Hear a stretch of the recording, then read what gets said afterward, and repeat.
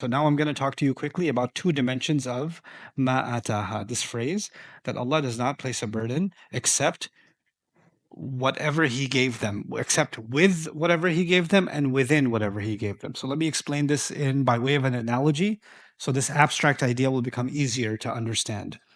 Think of a student who's super, super smart, doesn't even have to do any homework. He can get easily 100 on the exam. Okay, if he spent 5 minutes studying, he can get 100 on the exam. But this kid gets a 90 on the test. Another student, mathematics was not in his genes. He has to study 20, 30 hours and barely get to a 65. Yeah? A teacher knows that the one who earned that 65 put a lot of work in to get to that 65. And the student who didn't put any work in got a 90, but even if he put a little bit of work in, he would have gotten a 100. Who is the teacher, a real teacher, who is he disappointed with? The 90 student. On paper, the 90 student is better than the 65 student. But in reality, fast forward 10 years. He's not in 5th grade, he's in university. Because if you're a smart kid, everybody tells you you're so smart, you're so smart, you're so smart. Things are easy for you. You start getting used to not doing so much work and getting through the test. Then you get and the kid who wasn't told you're so smart, he was used to doing the hard work. Now they're in university, both of those guys. And for the first time, the subject matter is so big that being smart is not enough. You've got to do work. You can't just go through university being smart. You got to get through university doing work. But the kid who was super smart was not used to doing work. So now for the first time in his life, he fails a test, fails an exam. And the kid who was getting 65s, he got a B. He got an A minus. He got fine because he's used to doing work. And the kid that was so happy getting 90s without any effort falls into depression. I used to be really smart in school. I don't know what happened. Maybe I became dumb. I'm just not smart anymore. He was on top of the hill and then he falls all the way to the bottom. He might even drop out of school because he never learned the proper working habits. You understand? Allah is saying two things. Allah does not put a burden on anyone more beyond their budget. But also Allah has not put a burden on you except according to your budget. In other words, if you were capable of more, Allah made sure you are capable of more. So Allah expects you to do more. You were given more wus'a, He expects more infaq from you. So it's not just it's within your budget that Allah expects, but Allah expects more from people who He gave more to. Allah expects less from people who He gave less to, but actually exactly according to their maximum. Like Allah, if I have the potential of doing more, Allah expects more from me. I'll give you a personal example for that. Alhamdulillah, according to some people, I'm famous. So because I'm famous, I could just turn a camera on and put a mic on and I could just say something. And I've been learning for a long time. So I could just say something from within the 20 years of what I've learned and not really open another book. And I'll still have an audience. There'll still be people sitting there listening to what I'm saying. And I can produce content. And then I can look up what are the different kinds of trending content, what are the subjects that are trending, get more views, and I can pick up on those subjects and start talking about those subjects, and I can be successful in the social media realm or in the popularity realm or in the content production realm. It's easy for me. I have tons of experience speaking. I have tons of things I can talk about. I can just run my mouth all day, start a podcast, do whatever, right? Or I could just sit back and say, Allah has given me this opportunity. Allah has given me the resources. Allah has given me people in my life. And He's given me an opportunity to serve His book. And I know I'm capable of studying it more than I ever have before. And I know I have a capability of connecting people that are studying the book and getting more extraction out of the endless treasure of the Quran than maybe Allah has given other people that opportunity. He's given me more of that opportunity, right? So now I need to decide whether I'm just going to put a camera on and do my minimum. Nobody will know. Or am I going to just, do more study now than I've ever done in my life? and do more work now than I've ever done in my life. Because in my mind, if Allah gave me the opportunity, He expects me to live up to the vastness of the opportunity. If He gave me the financial means, the intellectual means, the social means, the time, the health, if He gave me these things, how am I maximizing that stuff to His service, right? Those are the options before every one of us. With that in mind, in the context of this surah, what is Allah actually saying to a man who makes more money? Allah is saying, be generous. When you're generous to the woman that you're divorcing, and you're generous with the children, and you're generous with the giving of the child support, you're giving more than the minimum, and you're being generous, you're softening hearts. It's a gesture of goodwill. It's going to create, you know, ease into the future. So don't be tight-fisted when it comes to, this area. And then if you don't have much, okay, well then give whatever you can. Allah will put barakah in it. It's okay. فَلْيُنْفِقْ بِمَا آتَاهُ اللَّهُ. And this is actually Allah not just holding us, because fiqh will describe to you what's the minimum requirement, right? This ayah is not about the minimum requirement. The minimum requirement was already in ayah number 6. Ayah number 7, this concluding ayah, is actually about, hey, do the maximum that you can. لِيُنْفِقْ ذُو سَعَةٍ مِّن سَعَتِهِ وَمَنْ قُدِرَ عَلَيْهِ رِزْقُهُ فَلْيُنْفِقْ مِمَّا آتَاهُ اللَّهُ. And now Allah on top of that is saying, and Allah has burdened you, not beyond your ability, but Allah has burdened you with certain potential, so live up to your potential. Whatever potential Allah gave you. سَيَجْعَلُ اللَّهُ بَعْدَ عُسْرٍ يُسْرًا. Allah will put in place, after difficulty, He will put in place ease. Those of you that are students of the Arabic language should note that both usr and yusr are masdaran. They're infinitive nouns. And infinitive nouns in the Arabic language are supposed to occur with a lam. They're supposed to occur with lam al-ta'rif. So there should be بعد العسر اليسرى. بعد العسر اليسرى. But the lam is missing. Okay? So for example, we say in Arabic, we say correctly, or like the Quran, for example, says, إِنَّ الدِّينَ عِنْدَ اللَّهِ الْإِسْلَامِ مِنْ بَعْدِ مَا جَاءَهُمْ الْعِلْمِ. When a masdar occurs, the standard for the masdar is the al. Now, when the al is removed unusually from a masdar in certain sentence structures, the al is removed, it creates a certain effect. And I'm going to talk to you about that effect. So the nakira, so it's not every time you see a tanween this happens. This is the tanween, or you see usrin has a tanween, yusran has a tanween. They're asma munawwana, right? This, when it's an unusual tanween. So not every tanween is unusual. You can't become self-declared, balagha expert and say, I see a tanween here, so I know what's happening. No, no, no. Some tanweens are supposed to be tanweens. But some tanweens are unusual. They're unusually nakira, unusually indefinite nouns. When that happens, a few effects happen in Arabic. One of them is tanawwu', the other is tankir, and the other is tafkhim. And there's others too, but I'm going to highlight these 3 for you. What does that mean in basic English for this ayah? It actually means Allah will take any kind of difficulty, any variety of difficulty.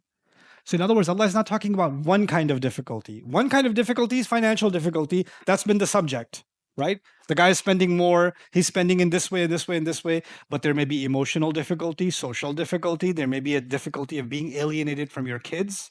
There may be a difficulty of people backbiting. There may be a difficulty of, comments from people. There may be a difficulty of feeling lonely and isolated. There are all kinds of internal, external, social, financial, business. Somebody stops doing business with you because of the divorce going on. Somebody cuts ties with you because of the divorce going on. So, all kinds of difficulties. Or the kids are going to school and other kids are talking to them about the divorce and it's hurting the kids' feelings. Is there one kind of difficulty? No, there's a variety of difficulties. And so Allah did not limit the experience of someone going through difficulty in the divorce to one kind. And how did He do that? By removing the al. بعد عسر. Right? And then tafkhim also comes from it. Tafkhim actually means that it's not a small difficulty. It's a big problem. This is a magnanimous, it's a huge difficulty. So Allah is acknowledging the grandeur and the size and the magnitude of the difficulty that can come into a person's life as a result of the divorce. And then finally, it's also tankir. Tankir means unknown. So right now you're going through a difficulty because of the divorce or whatever, but there may be, as the days go by, new problems emerge that you never had to face, or you didn't even know they were on the horizon, and new problems are coming out as a result of that divorce. So now this is Allah not only giving hope, but He's actually also giving a reality check. This is not a small decision. Divorce is not a small decision. Be ready for the difficulties you can forecast, and be ready for storms that are not on the forecast. And they'll pop up out of nowhere. But doesn't matter, so long as you give what you're supposed to give. Any kind of difficulty that comes, Allah will bring some kind of ease. And the same tanween is used for yusran. So what does that mean for yusran? It may not be the kind of ease you're expecting. It may be a different kind of ease. You see, some people, they wish life could go back to the way it used to be, right? Because that was easy. That's because in our mind, what you're familiar with is what is easy. But Allah might bring you a new kind of easy. Allah may bring you a new kind of relief, a new kind of rizq. And you shouldn't shut your mind to, no, no, no, it's not the way it used to be, so it's not good enough. It's not the way it was, so how can this be any good? Because the only thing that was good is what I knew. If the only thing that was good was what you knew, then it would be the yusr that is known to you, that would be al-yusr. But the yusr that is not known to you, it's a new kind of yusr. Don't dismiss the new opportunities, new situations that Allah creates because you're comparing them to the past and saying, it's not what it was, so how can it be any good? Right? So just like we shouldn't be hung up on the past negatives, we shouldn't also be hung up on the past positives. There are new positives that can come into a person's life. There are new good things that can come into. And it may be that the good that you're thinking is not so big could be huge. The ease could be magnanimous. It could be magnificent, and it may lead, the domino effect, it may lead to other goodness that can be much bigger than any goodness you had in the past. That all of that can happen. Also, you will notice here that I wrote here the lack of lahu or the lack of laha. يعني سيجعل الله لها يعني للنفس بعد عسر يسرا. Or سيجعل الله له يعني للإنسان للفرد بعد عسر يسرا. لم يذكر. He didn't mention Allah will put ease after difficulty for the person or for such a person. Allah didn't mention the person. Allah, therefore, by not mentioning the person, Allah is saying Allah will create ease for you, the man who was the subject, who's paying the money. He'll create ease for you. He'll create ease for the children. He'll create ease for the ex-wife. He'll create ease for the new family that's coming. He opened the door of ease as a result of this across the board. And it's almost as if you are open-handed with your spending and you're generous with your spending, you don't know that Allah will use that not only to put barakah in your family, but because of that generosity, Allah might be using your generosity to create yusr in the other family or open some other doors in that family. So there's this tawassu' fil mafhum, fil ma'na. There's this openness in the meaning. And it's so cool that this ayah began with dhu sa'a. Like the one who has more vastness should give out of more vastness. And by the end of it, you see the vastness of Allah's mercy opening up. The vastness of the ease that's opening up. So there's a sa'a from you and there's a sa'a from Allah. The last comment I'll make about this ayah is about the meaning of the word sa'a. Sa'a is used, the one who has more should give more, right? But sa'a literally means expanse. And expanse could be maddi, but it can also be qalbi, meaning a person is open-hearted. A person is not speaking with, you can give somebody money, but you can give it with a look on your face. Here's your money. Here's your charity. Or you could throw a check at them, or you could make a comment at them, right? Your face could be condescending. You could just say something like, so, how's my money doing? Just throw a little jab here and there, right? Allah says, لا تبطلوا صدقاتكم بالمن والأذى. Don't cancel any good deeds, any charities, anything you do by making it sound like you're doing somebody a favor. Bilman. And by doing anything that causes hurt. When you do that, the sadaqah doesn't even count. So part of your dhu sa'a, being dhu sa'a, is not just that you're giving more, but you're giving with an open heart. You're giving with kindness. You're giving with dignity. You're not giving someone and making them feel like, oh, they're dependent on you, or they're a burden on you, or you're doing them a favor, or they're eating off of your scraps and things like that. You're not humiliating them, and that's part of the meaning of dhu sa'a also. Okay. Now, لا يكلف الله نفسا إلا ما آتاها. I'll just read some of this commentary for you because I thought it was beneficial. والمقصود منه إقناع المنفق عليه, and the purpose of this ayah is to convince the one who spends to do even more so, بألا يطلب من المنفق أكثر من مقدرته, because Allah has not asked him more than he can handle.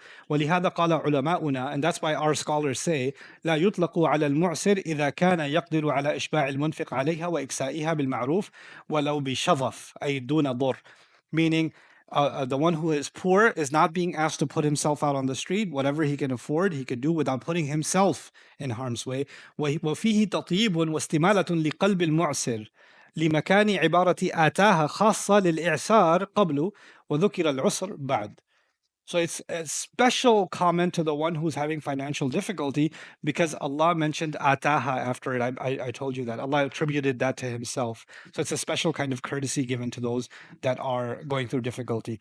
وليس في هذا الخبر وعد لكل معسر بأن يصير عسره يسرا. This is important. Allah is not guaranteeing that after every difficulty ease will come. Allah is talking about this particular scenario. ومن بلاغة القرآن الإتيان بعسر ويسر نكرتين غير معرفين باللام لئلا يتوهم من التعريف معنى الاستغراق. So Allah is saying He's actually adding the tanween that I talked about is special. He's saying it's special because if He said difficulty and ease, that would become absolutely every difficulty will be gone and every ease will come. But since the lam is missing, it would be some difficulties will come and some eases will come, but life will never be completely free from all difficulty and all ease. It's never going to be like that.